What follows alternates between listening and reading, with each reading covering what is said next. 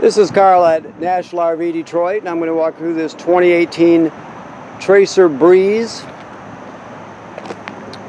Okay.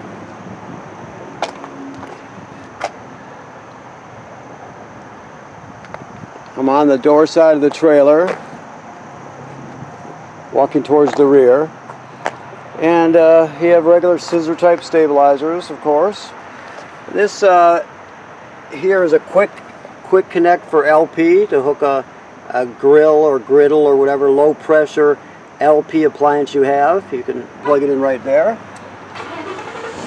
You have a power awning with LED strip. This is the service panel for your refrigerator. Keep in mind that this drain hose should always be hanging out like it is, so it drains to the outside. Alright, let's see what else we have here. Of course, your cranks.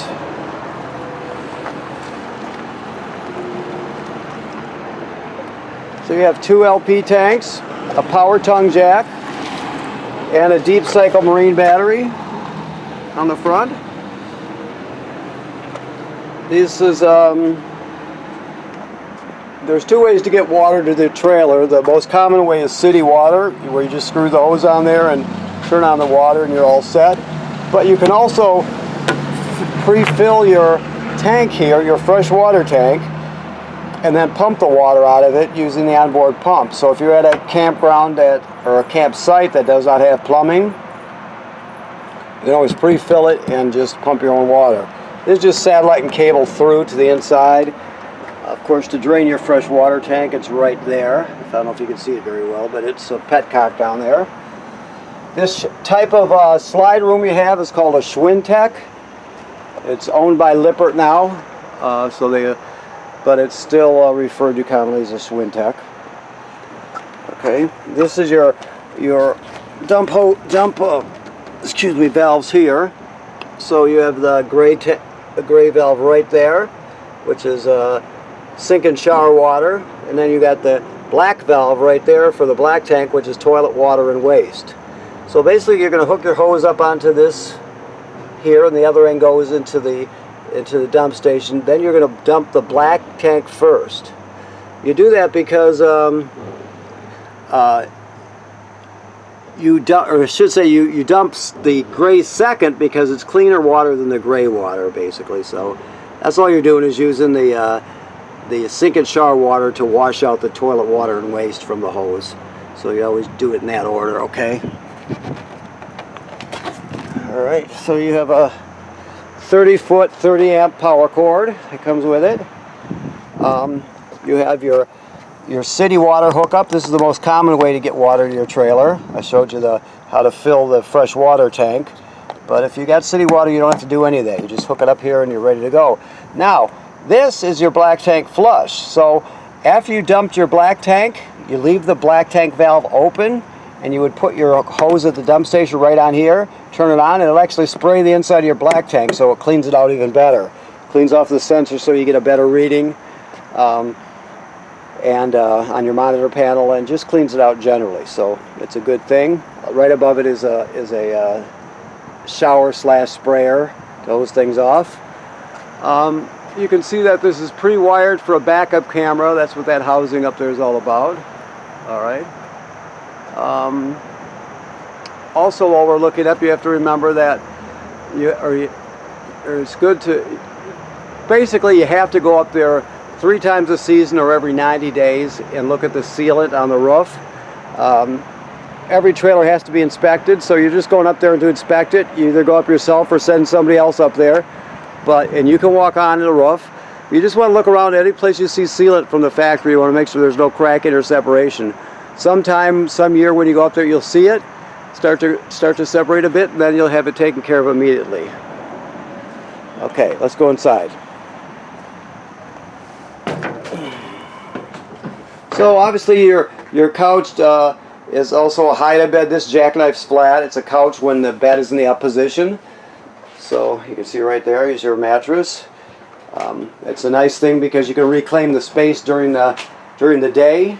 Just fold your bed up, and it turns into a nice couch. You got a decent place to sit. It's a lot better than sitting at the dinette booth all the time, so it's a good thing. Right up here inside the door, you have your awning for your power awning. So you just basically send it out this way, as you can see, back in. Keep in mind that you never leave it out unattended, so when you're not going to be at the campsite, you definitely roll it in, because the wind can come up pretty quick and damage it. So unless you're going to be there, you roll it in. Your slide room is just in and out. I'll bring it in a hair for you so you can see it.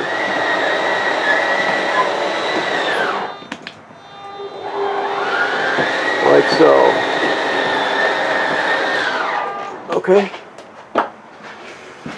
Alrighty, so your, see what we got here, your cooktop, your range top is something you have to spark to light. So I don't know if he's got the gas on or not, but we'll see here. You basically turn the light, and then you, oh, there you go. Then you turn your sparker clockwise to light it, which, as you can see, I should have clicked it a little quick, a little quicker. Okay. Also, this has a, to use the oven, you have to spark the oven. So I'm just going to show you. You'll probably see it down there, I assume. I can't tell you for sure, but it goes like this.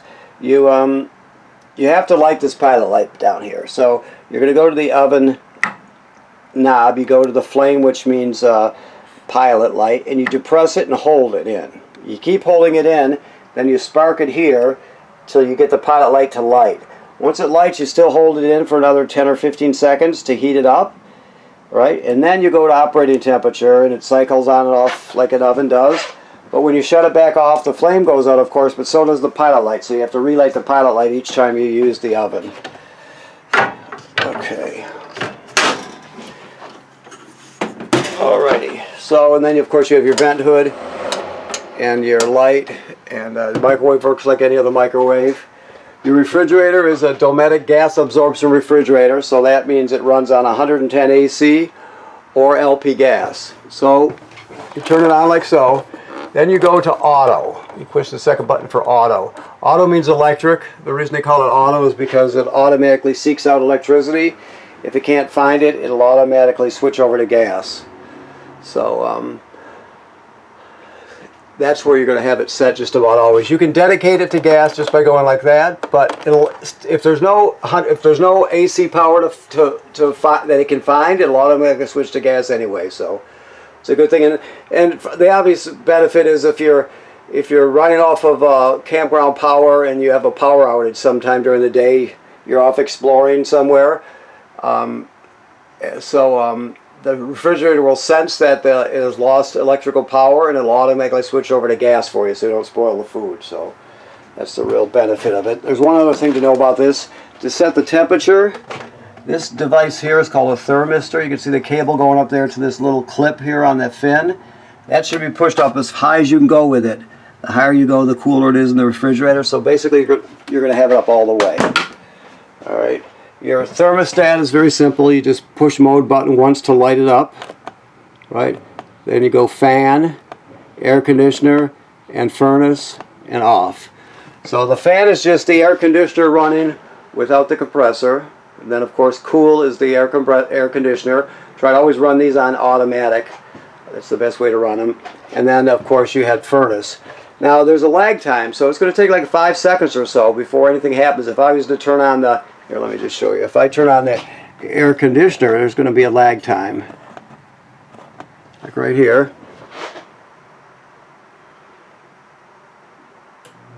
So that was a good 5 or 6 seconds right there. But that's normal, so you're going to just keep in mind that you have to be a little patient. Now when I shut it off right there, it's still running, so it'll take the same amount of time to shut off. Right there, so, okay.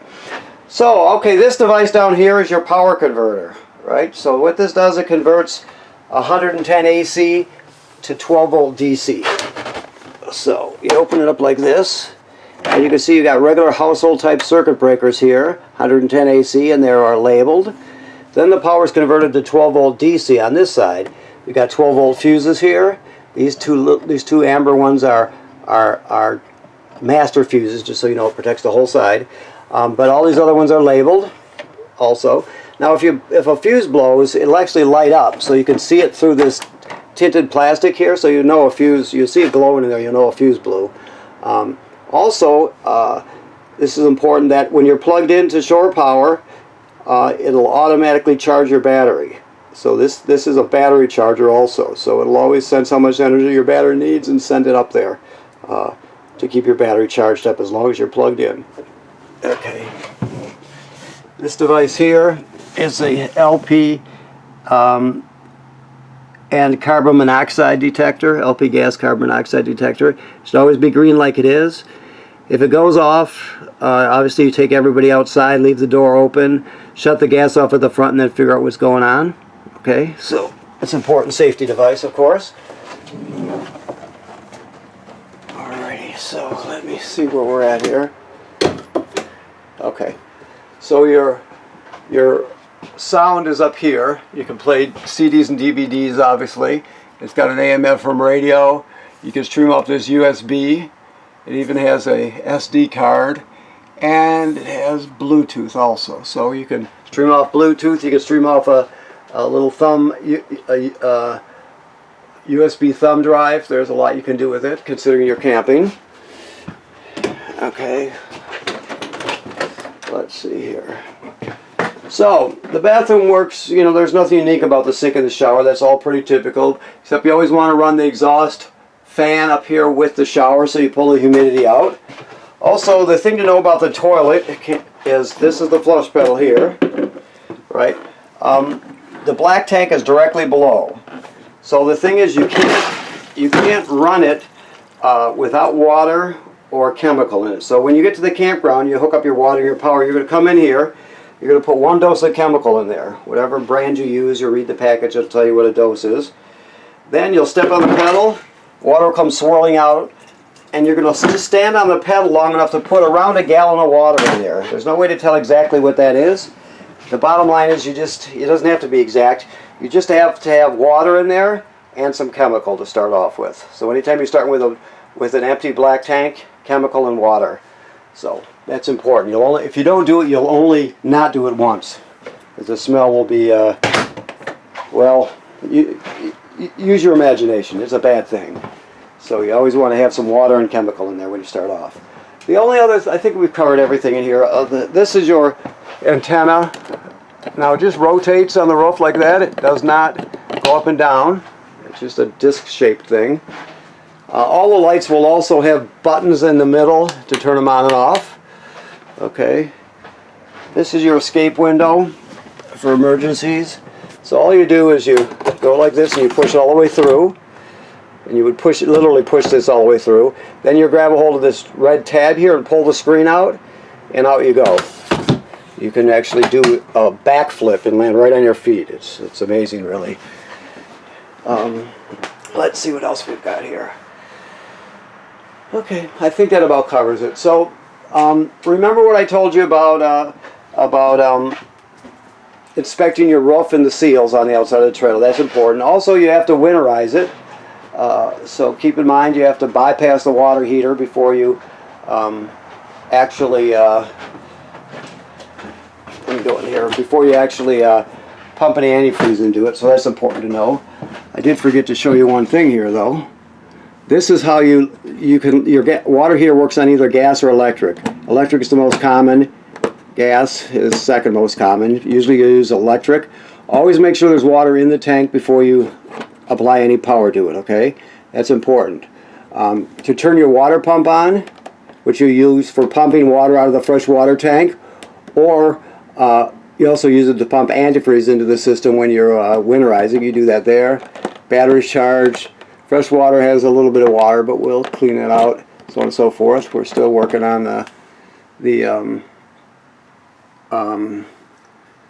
water part of it, so we'll have that fixed up for you. And so that's where you check your levels anyway, and that's how you light your water heater. Okay, see, I did almost forget something. Okay, so thanks for purchasing your trailer here at National RV Detroit, and remember what I told you about inspecting the roof and winterizing the trailer. Other than that, just the key to owning a trailer is use it as much as you possibly can, and that's the real key to it. So, okay, thank you very much.